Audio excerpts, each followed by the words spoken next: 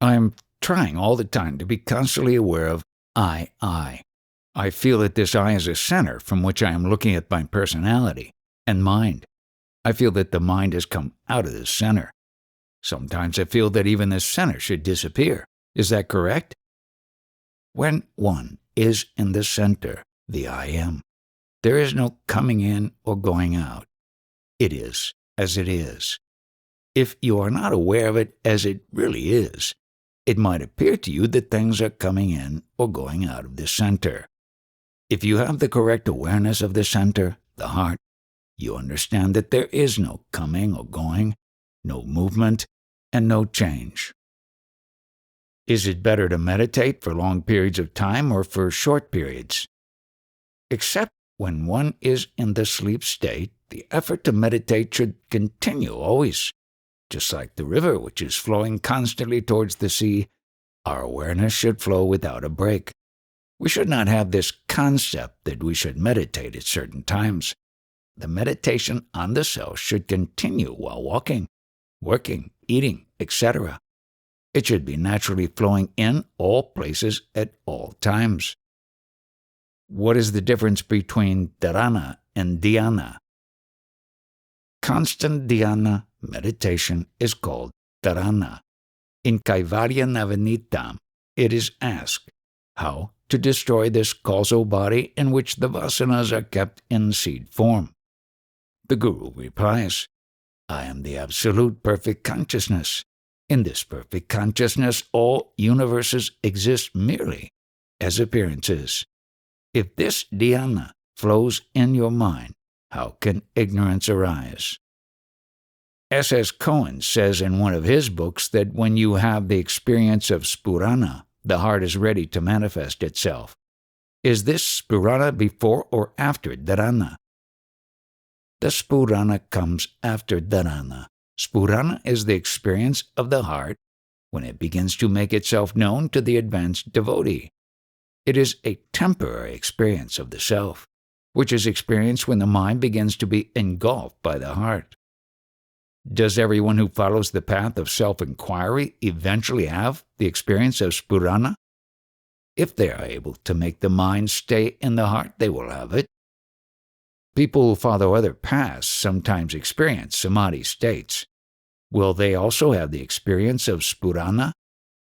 If one unceasingly follows the path of japa or yoga, the mind will eventually merge in the spurana. At the time of merging, the experience will come. This spurana is the light or the radiance of the I am. When you are close to merging with the real I, you feel its emanations.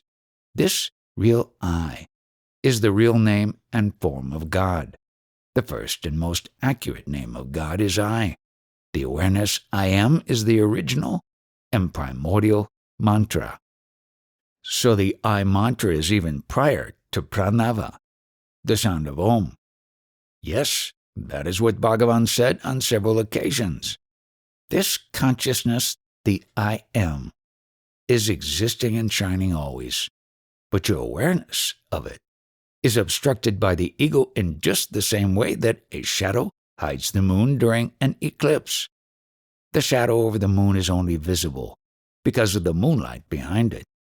Without this light, the shadow of the eclipse cannot be seen. Like this, we are conscious of the body, the mind, and the world, even when they obstruct our clear vision, only because of the light of the self. By the light of the self, all this is seen. How did this single unbroken eye become the many different things and people that we see in the world? It didn't. It always remains single and unbroken. Your defective vision and your misperceptions give you the impression that the one became the many. The self has never undergone any change or transformation, except in your imagination. When we identify ourselves with the body and the mind, the one appears to become many. When one's energy is diverted from the mind and the outside world towards the self, the illusion of multiplicity fades away. Go deeply into this feeling of I. Be aware of it so strongly and so intensely that no other thoughts have the energy to arise and distract you. If you hold this feeling of I long enough and strongly enough, the false I will vanish, leaving only the unbroken awareness of the real, immanent I consciousness itself. It seems so logical and so simple, but it's so hard to give up one's defective vision. Don't be oppressed or depressed by such thoughts. Keep asking yourself, who finds it hard? Who has defective vision? Don't allow thoughts like these to take your attention away from the source, the self. This is just my problem, the accumulated energy of my mind. All its hopes, fears, desires, worries, likes, and dislikes is too much for me. The little energy I periodically put into self-inquiry is never enough to stop the spinning mind for more than 1 or 2 seconds. There is too much outward-moving energy in my mind. I cannot reach the source of the mind at all. Once you begin to stabilize yourself in the state of oneness, the likes and dislikes which are causing you so much trouble now will just fade away of their own accord. When there are no likes or dislikes, what is there left in the mind to disturb your peace? Don't be discouraged by obstacles or the feeling that you are not making any progress. The mind is so enmeshed in illusion, it is not capable of determining whether or not it is making any progress along the spiritual path. Just carry on with your meditation. Don't expect immediate results, and don't be worried by the lack of them.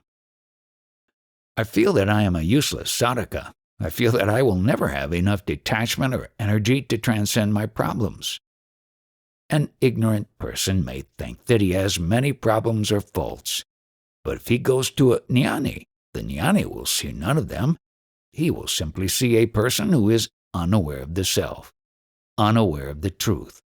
He will not condemn him for this, he will just feel compassion for his ignorance. When you see that all is your own self, whom can you condemn? Whom will you praise?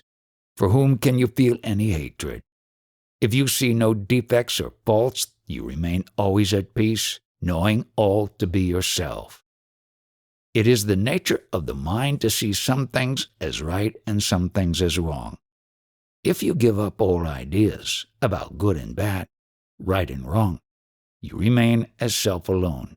Small babies and jnanis are similar in that they don't see right or wrong in anything. I feel that I have so many problems, only the Guru's grace can help me. It is a real blessing if you can find a jnani and have faith in him. If you put some firewood near a fire, it will eventually catch fire and become one with the fire. Without the grace of the Guru and association with him, it is very difficult to realize the self. It is difficult to find out who is a real guru because self-realized people often look and behave like ordinary people. Those who are not spiritually mature don't recognize their spiritual greatness. If a grandfather plays with his baby grandchildren, the babies will think that the grandfather is just like them. They will only see him as he really is when they start to grow up. Babies make mistakes like this because they haven't developed enough critical faculties to distinguish adults from babies. There are many spiritual babies in the world who think that jnanis and gurus are ordinary people just like they are. When the babies start to grow spiritually, they may develop enough spiritual discrimination to find a real guru and surrender to him. Finding a guru is the greatest blessing that can happen to a person in this life. Recently, during meditation, I have been feeling that breathing becomes shallower and shallower. It also slows down whenever I stand still. Should I leave this as it is, or should I make an effort to breathe more deeply? Are you practicing yoga or pranayama or self-inquiry? Do you have a guru? I do have a guru, but she's now in the United States. I haven't seen her for 3 months. I am not practicing any pranayama. Are you practicing self-inquiry? It's called spontaneous meditation. What is the method? I was told that the best way to meditate is just to sit down and let it happen. Does Swami know Swami Muktananda? I am a follower of his successor, Swami Chitvilasananda. When the breath is still, the mind is also still. One can watch either the breath or the mind as a sadhana. If it is done properly, both will begin to subside. But a more effective method is to be aware of the one who is watching the breath or the mind. If we know at all times what it is that is doing the witnessing, we can simply let it all be as it is. If we can be secure in this knowledge, there is no need to direct the meditation in any way. Why? Because in that state we know that nothing which appears, changes, or moves can affect us. It is said that there are many paths to reach the ultimate, and that there are many risks associated with some of these paths. Bhagavan showed us the risk-free path of Atma-vichara, self-inquiry, through which we can easily know ourselves. If we learn to hold on to the real self through the practice of self-inquiry, we can learn to live blissfully in this miserable world. Isn't it selfish to sit around being blissful when there is so much misery in the world? Shouldn't we help the man who is dying in the road? I mean, obviously we should help him. You cannot just pretend that the world is not there. In a way, it's very real. It is not the duty of spiritual aspirants to look at the world and to change the situations in the world.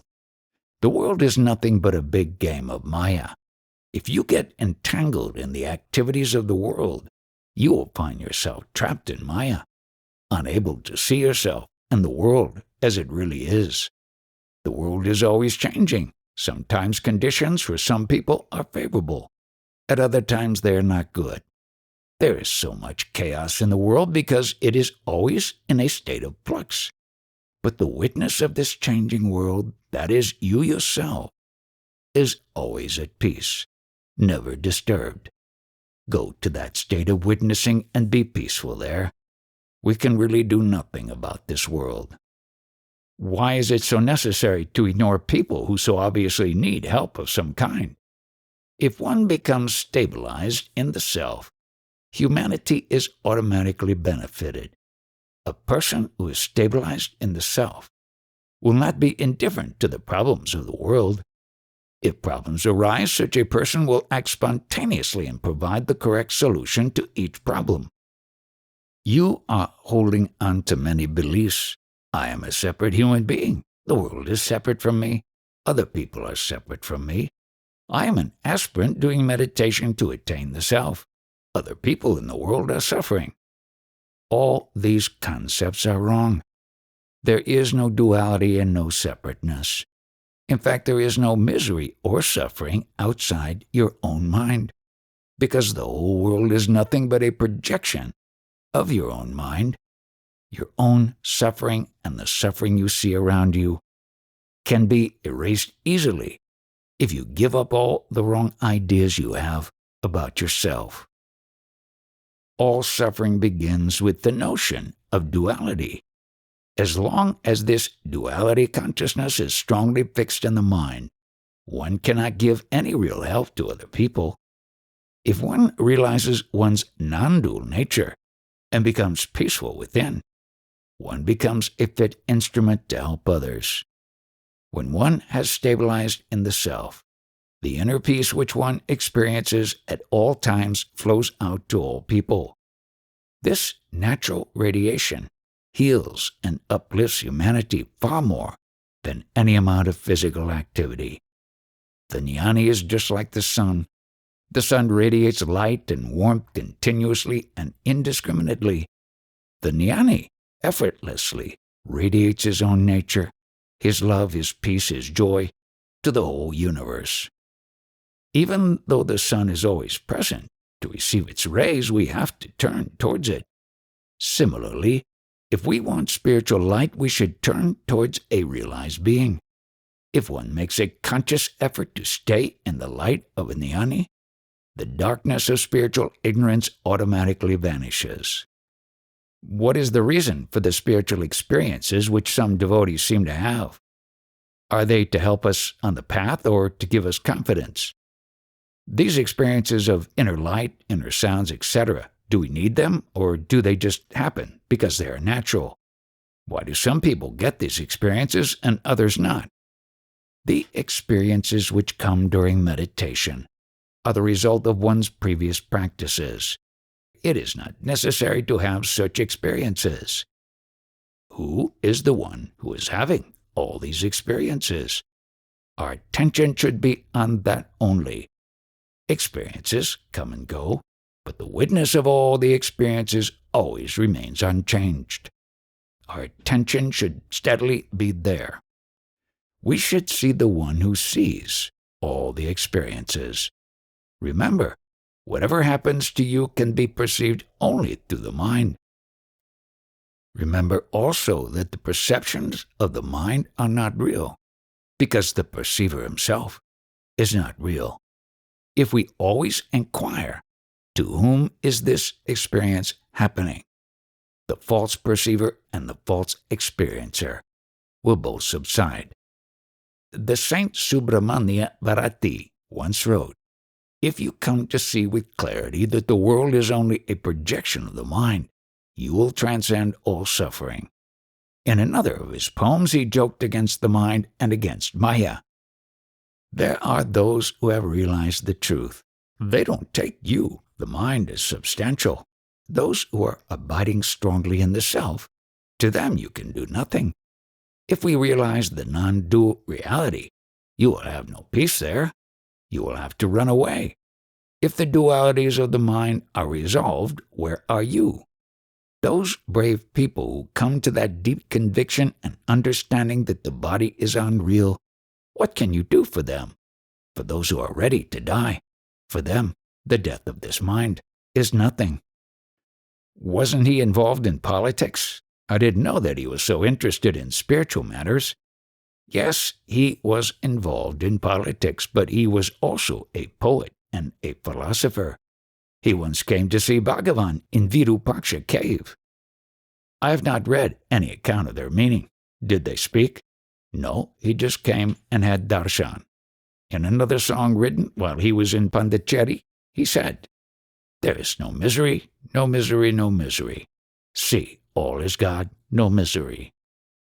Here at Arunachala, it seems relatively easy to have spiritual discrimination. In Paris, with our daily activities and so many external influences, it is much more difficult. Thoughts such as Arunachala is different from Paris. I work in Paris.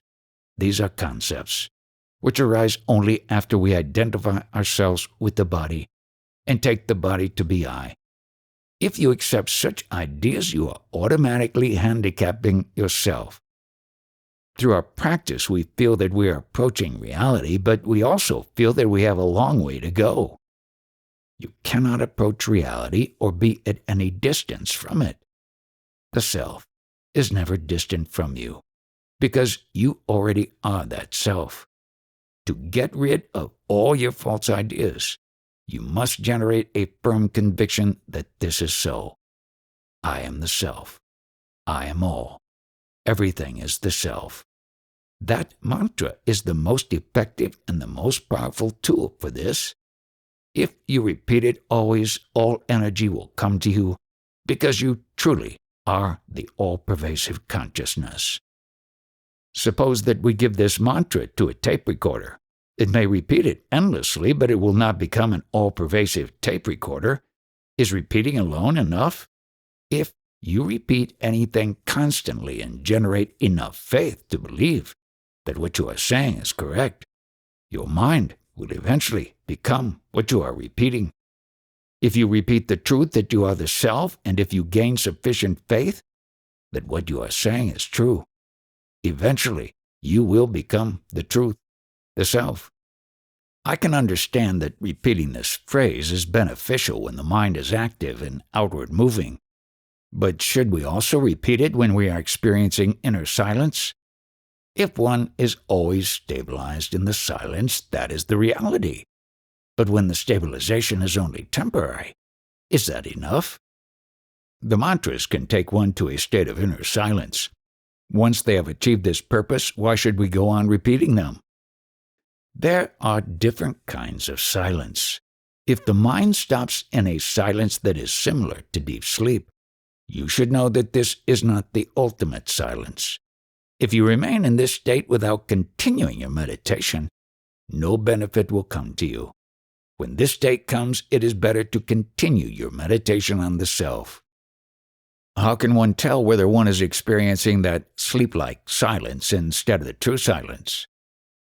If, after coming out of the silence, one immediately takes the body as I, one has not been experiencing the true silence. In the pursuit of inner silence, one should not enter laya, temporary suspension of all mental faculties. For example, a man does some work, then he feels tired and takes some rest.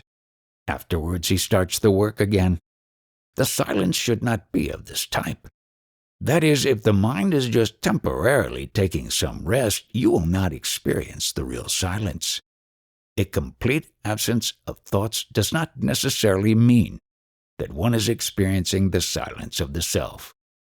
If there is a sense of freshness and clarity in the silence, if one's awareness shines in such a way that one feels joyful and utterly peaceful, this is more likely to be the real silence. If this awareness, this wakefulness, is not there, it is better to continue with japa and dhyana. Let me give you another example. A man meditates in Bhagavan's old hall. He sits there for 1 hour. Afterwards he thinks to himself, I sat and meditated for 1 hour. This is not nishtha, being established in the self, because the I was there thinking I am sitting, I am meditating. If you have any awareness that you are sitting or meditating, you are not experiencing the self. You are experiencing the ego. When we don't feel unity or oneness, does this mean that we have not reached the ultimate state? In the real, there is no gap between moments of meditation. Meditation is always constant. This meditation you speak of, does it consist of mental repetition? Is it a formulation of words such as I am the self, I am consciousness? Or is it a kind of awareness of the self which is present without words or concepts? If you repeat a mantra aloud, that is japa. If you repeat the same in the mind, you call that meditation. If one is established in the awareness of immanent consciousness, that is nishtha, being established in the self. So if one can remain in nishtha, it is not necessary to do japa or meditation. In meditation, you are never forgetting the self. Being consciously aware of the self without thinking about it in any way is nishtha. Why repeat I am Sudaram if you already have the feeling that you are Sudaram? In this ultimate state, one is neither thinking about the self nor forgetting the self. One simply is. If you have this experience, doubts such as, should I carry on meditating, will not arise. In that ultimate state, it is impossible for thoughts like this to rise. So if you come to some peaceful or silent place in your meditation, and the thought arises, should I rest in the silence or carry on with my meditation? You should carry on with your meditation, because the thought alone indicates that you have not established yourself in the self. It is not good to think too much about your meditation practice. Just do it and keep on doing it until you have the firm conviction that nothing that appears in the mind has anything to do with the real you. If you pay attention to thoughts and feelings while you meditate, and try to use them to calculate how well or how badly you are meditating, you will never reach the ultimate silence. Instead, you will just get bogged down in mental concepts. Some people are distracting their minds in so many different ways. For example, trying to make distinctions between things like turiya, the fourth state, turiyatita, that which is beyond the fourth. Reality is very simple. Instead of trying to explain it or label it, just be it by giving up all identification with the body and the mind. This is the ultimate jnana. If you follow this path, you will not get involved in any mental or philosophical complexities. People are practicing all kinds of sadhanas to reach the self. Some of these methods are hindrances to jnana. The meditation can be another form of bondage if it starts from the assumption that the body and the mind are real. If this idea is not dropped, meditation will merely enhance it. Realizing the self and never forgetting the self, that is real jnana. That is the difficulty, to remain stabilized in the self. For whom is the difficulty? Don't indulge in such thoughts. Find out who has them. The Saint Tayumanuvar once said, "Why all these Mahayogas? You are already the self. Why don't you remain established in your own natural state, without forgetting it or ceasing to be aware of it? Don't concern yourself with all these Mahayogas." Does the jnani emit some kind of power that attracts devotees? Or is it just a part of his destiny that devotees will eventually find him and become his disciples? A magnet has the power to attract iron. This Arunachala hill draws aspirants toward it like a magnet attracts iron filings, and then makes them go round it on foot. It does not say, "Come and do pradakshina." It doesn't need to. Its power automatically attracts people who want to do pradakshina. One who is realized, who is stabilized in the self, becomes like a magnet. He draws aspirants towards himself. Saint Tayumanuvar explains in one of his verses that when a flower blooms, it gives out a fragrance which causes bees to come and collect its honey.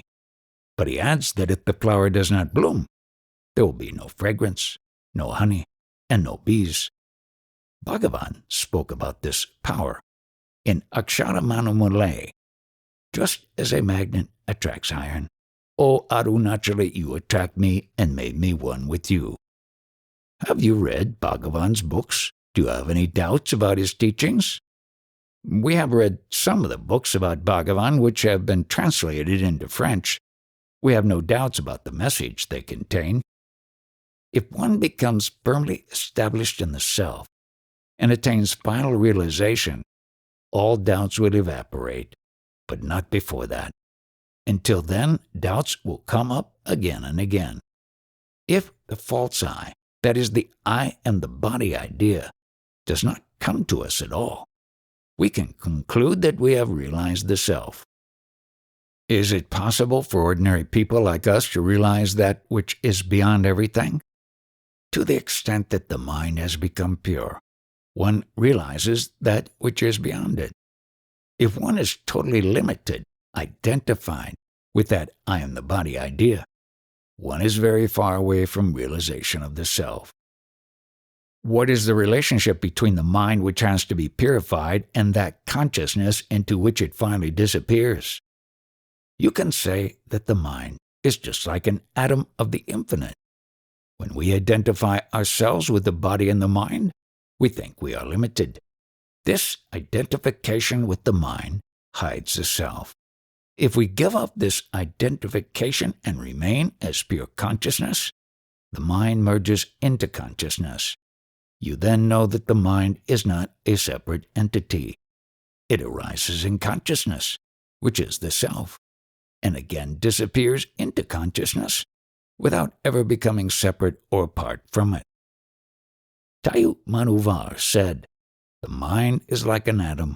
There is nobody to equal the one who has attained the state wherein the mind has dissolved in its source, because in that state there is no other." There is nothing mysterious about the self because no one can deny his own existence. Pure consciousness is always present and always experienced. No, nobody can deny the existence of this I am or its continuity in all states. Waking may happen, the dream state may appear and disappear, death may come to the body. All these things may come and go, but the I am will remain constant throughout. All these changing states, birth, death, waking, sleeping, dreaming, are just taking place within consciousness. But while these changes are taking place, the pure consciousness always remains, unchanging and unchangeable. So hold on to that and that alone. I am that I am. Bhagavan often quoted this teaching from the Bible and said that it summarized the whole of the Vedanta. If you ask what is God, it can be said quite truthfully in reply. The experience of this I am is God. All of us have this I am, this basic sense of existing. This consciousness is the ultimate and only reality. There is another biblical statement which is very popular among Christians. No man comes to the Father except through me. How does Swami understand this statement of Jesus? When Jesus said, except through me, he was speaking of the self, not the body. But people have misunderstood this. On another occasion, Jesus said, the kingdom of heaven is within you. He did not mean that it is within the body. This you Jesus spoke of is the self, infinite consciousness. Although a sage who has stabilized in the self may use the word me, we should not make the mistake of thinking that he is the body. Whenever the jnani, who has become one with the infinite pure consciousness, says me, he is speaking not of the body, the form, but of the one consciousness. In the absolute, single, formless, immanent consciousness, where is Jesus or any other jnani? All is one in consciousness. It is impossible to differentiate between people there. The one who realizes this state beyond the mind expresses the truth in his own way. Those who are seeking to understand this truth always try to understand the message through the misleading medium of words. They misinterpret with their minds and misunderstand what the teacher is really trying to say. Many Christians take that phrase, no man comes to the Father except through me, to mean to the form of Jesus Christ alone. Because of this interpretation, they condemn all other concepts of God and all other religions. The essence of all religions are one. Bhagavan once told me, if the ego is destroyed by proper self-inquiry, and if the non-dual consciousness is realized, that alone is the truth. Then in that non-dual consciousness, where are all the different religions? And where are all the different religious masters? All is one in that state. Does Swami understand Jesus Christ to be a jnani like so many other jnanis? Or was he something more than that? If the ego is destroyed, only non-dual consciousness remains. There is no higher or lower in that state. You cannot say that one jnani is in a different state from another. You cannot say that Jesus Christ is better than Bhagavan, or vice versa. There is no higher state than that of the jnani, and there is no jnani who is superior to any other jnani. Although the inner state and experience of all jnanis is the same, their outer activities differ because each of them has a different destiny to fulfill. Some will become teachers, and some will not. If there is water in a glass, it will quench the thirst of one man. If there is water in a big pot, it may quench the thirst of 30 or 40 people. If there is water in a well, it can quench the thirst of all the people in the village or town. Some spiritual aspirants have done tapas only for their own realization. After realization, they may be able to help a few people. But some jnanis have done prolonged tapas, not only for their own realization, but also to help liberate others. The jnanis who have done this kind of tapas become world-famous masters and have many followers. By the grace of Bhagavan, I have not had much contact with worldly people. When people come to see me, they sit and listen to what I have to say. If they are interested in Bhagavan and his teachings, they may stay for a while. If they are not interested, they just go away. Not many people come here. A few regular visitors and perhaps 1 or 2 new people every week. And when they do come, we talk about Bhagavan and his teachings, not about what is going on in the world. For more than 40 years, I have not bothered to find out what is going on in the world. I don't even know what is going on in Tiruvannamalai.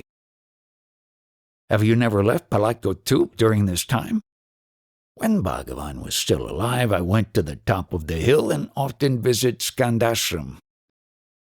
I went for Giri, Pradakshina, quite often in the 1930s, but I came back via Pachayaman Koil and Skandashram in order to avoid having to pass through town. I have not even been to the big temple there. In the last few years, I have been restricting myself to Palatkotu and to occasional walks on the mountain. I first came to Sri Ramana Ashram in 1928. In all the years that I have passed since, I have only left Tiruvannamalai twice. Once when I ran away to Polur during my first month here, and once for one day when I went to another town to order some lime, which was needed for the construction of the dining room. That was more than 50 years ago. I haven't left Tiruvannamalai at all, even for a day, for more than 50 years. You have been very lucky. You were able to do your sadhana in a quiet place with a great guru. My paramda is not like this. I have to live and work in a big city in the West. Is it possible to do proper sadhana in a city? I have never done sadhana in a city or even visited one, so I can't give you an expert opinion on this. People tell me that the air in cities is very polluted, that there is a lot of noise, and that the spiritual vibrations are very bad. If you have a choice, it is better to do sadhana near a guru or in a sacred place where the vibrations are good. If this is not possible, a place in the country will be better than a place in the city. Wherever you live, try to avoid associating with worldly people. That is, people who are not doing sadhana. Try to find someone who is established in the self and spend time in his or her company. If you cannot have satsang of the formless self, this is the next best thing. If you are sincere, Bhagavan will arrange all the circumstances of your life in a favorable way. He will put you in the place where you can make the most progress. Swami, I have to go back to Europe soon, and the prospect is beginning to worry me. I don't feel that I'm capable of maintaining awareness of the self in the middle of the city. Here it is relatively easy. Over there it is very, very difficult. With a little practice, you can go to sleep in the middle of a crowd even if the crowd is making a lot of noise. Once you are asleep, their talking and gossiping will not affect you. If you are going to live in a noisy or distracting environment, you must learn the art of sleeping while you are awake. You must learn how to stay conscious all the time, and yet at the same time not be aware of any noises or potential disturbances that are going on around you. Bhagavan sometimes called the experience of the self wakeful sleep. If you can learn this technique, nothing will ever disturb you again. We are able to have satsang here. It is very nice, very sweet. When we leave here, how can we get such satsang? If it is not your destiny to stay with the jnani, you can always try to establish contact with the formless self. This is the real satsang. You say that it is your prarabdha to live in a big city. Prarabdha only pertains to the activities of the body. No prarabdha can prevent you from turning inwards and putting your attention on the self. This is the freedom which every human being has irrespective of his prarabdha. If your prarabdha does not give you satsang with the jnani, go directly to the source and have satsang of the unmanifest self. This satsang is much harder to achieve and maintain, but if you have no other alternatives, you must try it. Some babies live in towns without being affected by the atmosphere of the people there. If you live a pure life and make the right effort, you can also reach the state in which the world cannot affect you. It will be very difficult. I shall be calling for help very frequently. If you have a desire to have satsang, or a desire to be always engaged in meditation on the self, these things will happen. If your desire is strong enough, the power of the self will make all the arrangements for you. It will send you a guru or a satsang, or whatever else you might need. If you are earnestly doing meditation on the self, everything you need will automatically come to you. In the time that I have been in India, I feel that I have made some progress. I am starting to notice that my inner attitude towards the world is beginning to change. I think that I'm beginning to put some distance between myself and the world. You should have the attitude there is no outward and no inward. Everything is the self. There are no differences at all in the self. Bhagavan once said, if you can give up all ideas about differences, that alone will be enough. So we should be in the world without letting it impinge on us in any way. We should not regard other people as being different from us, and we should not regard them as being good or bad. Correct? If a ship is floating on the surface of the ocean, it means that the seawater is not penetrating the hull, except perhaps in very small quantities. If a lot of water seeps in, the ship will eventually sink. If it is your destiny to move among many people in the world, try to float among them and don't let any of their worldly thoughts seep into you. As you move through life, you can avoid the contamination that comes from worldliness by keeping your attention on the self. When you identify with the mind, everything in the world is a potential source of contamination.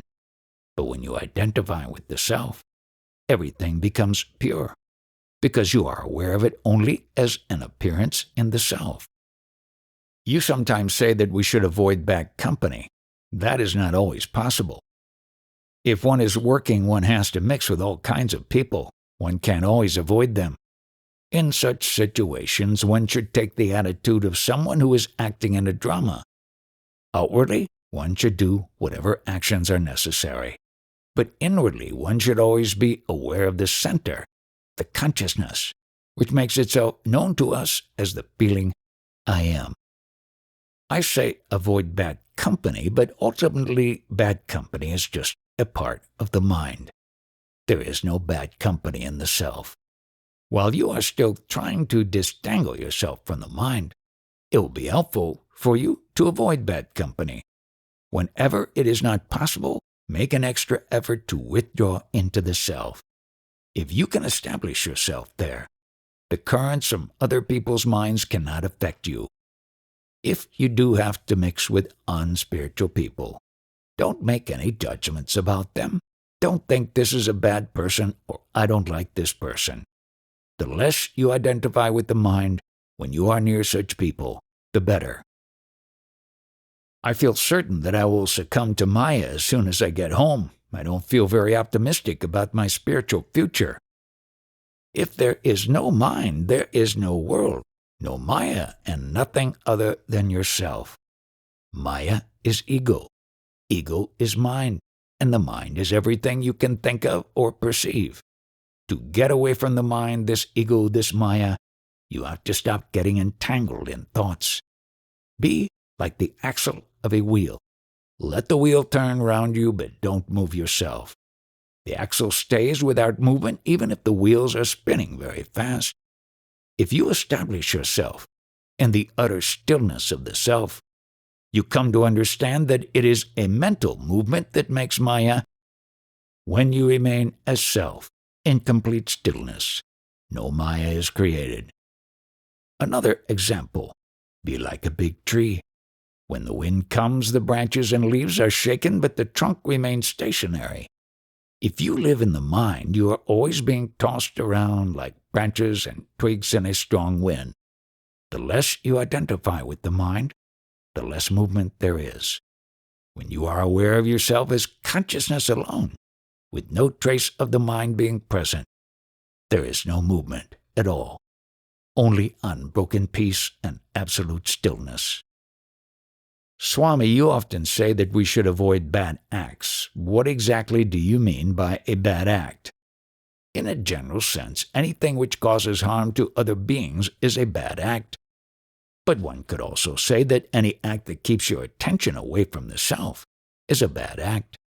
Identifying with the body is the primal bad act, because it is the source of all other bad acts. Bhagavan has said always be aware of the presence of the self. Is this presence the feeling I am? which for me is now mixed with my personal I? Or is it the real I? Bhagavan speaks of this I am as something which is present here and now. It has nothing to do with the personal I. In that I am, there is no past and no future. In Kaivalya Navinitam, it is said, the Jivan Mukta, who is established in this I am, is not bothered about the past which is already gone, and is also not bothered about the future which is uncertain.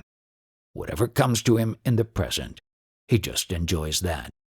Even if the sun is transformed into a moon or a dead body, which has gone to the cremation grounds, comes back to life, still he will not see these things as miraculous. Personal I makes judgments about good and bad, right and wrong. It is perpetually enmeshed in dualities. The Jivan Mukta, who is only ever aware of himself as I am, has transcended all duality. He sees no right and wrong. He remains as the witness of all happenings without judging them and without identifying with them in any way. When I keep the mind on this feeling of I am, must I be relaxed and quiet? Should I see what is happening without interfering, or should I be observing, scrutinizing, comparing, etc.? It is enough if you can simply relax in this I am. Whatever happens in this I am, this consciousness, just be indifferent to it. You are the consciousness itself, not the thoughts and ideas that appear in it. Many things, good and bad, are going on in this world. We don't bother about most of them because we think. These things are happening to somebody else and not to me. In the same way, be the consciousness I am and be indifferent to the various things that come and go in your mind. If you identify with thoughts, judge them, compare them, worry about them, try to suppress them, or get involved with them in any way, they will cause you trouble. Instead, be utterly indifferent to them. If you don't pay them any attention, they can never adversely affect you. I have heard Swami say on many occasions that the sattva guna is one with the self. But many saints in Scripture say that once you are established in sattva guna, even this should be rejected because it is not the final state. One verse in Kaivalya Navinitam says, pure sattva is the reality. If you stop identifying with rajo guna and tamo guna, both the world and the mind will fall away. One can say that the jnani is suddha sattva, pure sattva. This is just another term for the self. If the jnani is established in sattva guna, and sattva guna is the self, what is the meaning of the term trigunatita, beyond the three gunas? Nothing is really separate from you. Even the things that the Guru tells you to give up, such as the three gunas and Maya, are ultimately part of you. It is all a matter of perspective. If you cannot stand back from the three gunas and watch their interplay from a safe distance, they will catch you and cause you trouble. If you sink deep into the self and establish yourself there, they will not affect you. The depths of the ocean are not affected by the waves on the surface, however violent they may be. The water in the waves is the same as the water in the depths. But if you stay on the surface, you will be constantly tossed around by the waves. The waves are only a tiny part of the ocean. They are its outer form. Similarly, in the vast, limitless ocean of formless consciousness, names, forms, and gunas are the tiny surface ripples. They are all manifestations of the one consciousness and inseparable from it. If you want to escape the surface turbulence, you can sink deep into the formless consciousness and abide there. If you can learn to stay there, you can be aware of the names, forms, and gunas from a great distance without being troubled or affected by them. From the still depths of the self, you will not see the names and forms as separate things. You will be aware of them as being part of yourself. You will acknowledge them as distant ripples in your own beingness.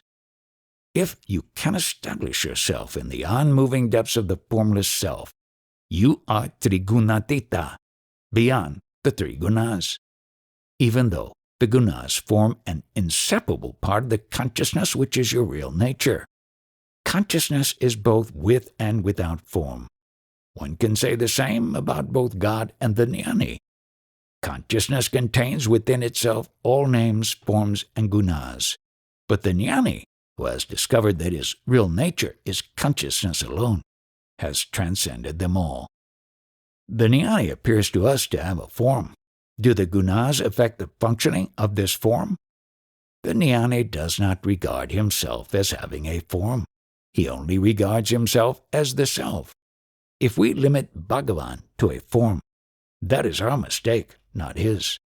The form we mistakenly regard as Bhagavan may appear to be governed by the activities of the gunas.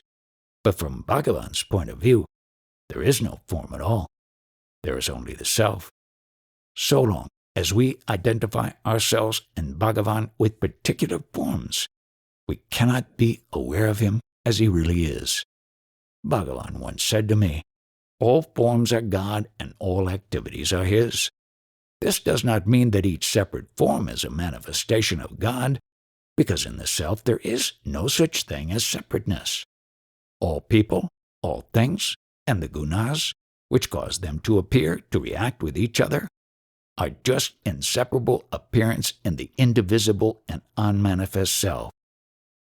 Swami, is it good to go on fast? I once asked Bhagavan what food a sadhaka should take. He replied, "If you put too much food in the stomach, your energy and your ability to remain aware of consciousness will diminish. But if the amount of food in the stomach is less, your awareness will be good. It is not necessary to keep the stomach completely empty. Small quantities of sattvic food are best if you want to meditate well. There is a passage in the spinal cord no thicker than a thread. Through this channel, light passes up and goes through the sushumna, a channel in the subtle body. If you put too much food in the stomach, this light is covered." Swami kept mauna, silence, for at least a year in the 1940s. In those days, it must have been very peaceful and quiet here. Nowadays, the area is filled with the noise of loudspeakers, buses, trucks, radios, etc. I feel that I would also like to keep mauna for some time. But is there any point in keeping silent when there is so much noise around? Mauna means inner silence, not outer silence. If there are a lot of noises and disturbances outside, we should take them as manifestations of God. If we take the attitude that they are disturbances, we are resisting what is. This will only create anxiety within us. If we see all that is as divine, nothing will disturb us. You should not make judgments about the world. You are thinking a quiet environment is good, a noisy one is bad. If you have thoughts like these, you will inevitably get caught up in the workings of the mind. There's nothing wrong with the world or with the environment you live in. The only defects are in the mind which is looking at the world. If you change the outlook of the mind, the world automatically changes. Alternately, you can give your whole mind to God. The saint Jnana Sambandar said, "There is a way that we can live happily in this miserable world. That way is to give our minds to God." Bhagavan said, "Surrender your mind to God and see all forms as God. Have impartial love towards all beings. One who lives like this, he alone can be happy."